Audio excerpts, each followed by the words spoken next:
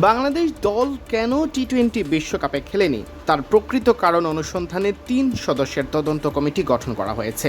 সরকারের নির্দেশে 3 সদস্যের একটি উচ্চ পর্যায়ের পর্যালোচনা কমিটি গঠন করেছে যুব ও ক্রীড়া মন্ত্রণালয়। এর আগে বিষয়টি তদন্ত করার ঘোষণা দিয়েছিলেন যুব ও ক্রীড়া প্রতিমন্ত্রী আমিনুল হক। যুব ও ক্রীড়া মন্ত্রণালয়ের অতিরিক্ত সচিব ডক্টর এ.কে.এম. অলিউল্লাহকে আহ্বায়ক করে 3 সদস্যের একটি কমিটি গঠন করা হয়েছে। কমিটির অন্য সদস্যরা হলেন জাতীয় দলের সাবেক অধিনায়ক হাবিবুল বাশার সুমন এবং সুপ্রিম কোর্টের আইনজীবী ব্যারিস্টার ফয়সাল দস্তগীর।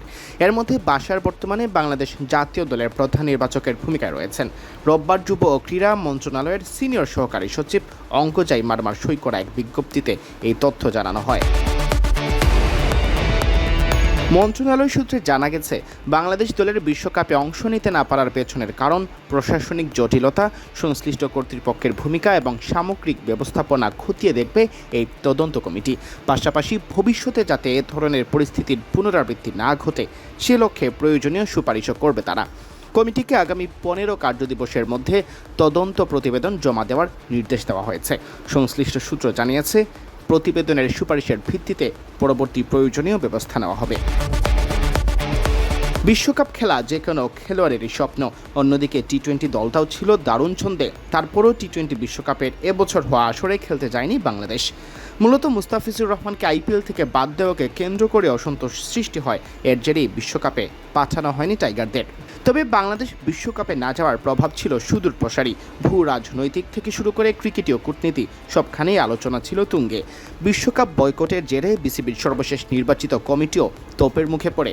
সাথে নির্বাচনে অনিয়মের অভিযোগ প্রমাণিত হলে ভেঙে দেওয়া হয় আমিনুল ইসলাম বুলবুলের নেতৃত্বাধীন বোর্ড।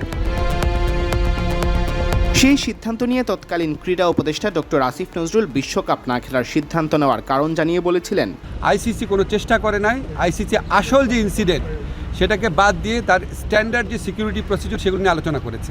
যেখান থেকে গ্রিভান্সটা, সেই ঘটনা নিয়ে আইসিসি কোনো স্ট্যান্ড নেয় নাই ঠিক মতো।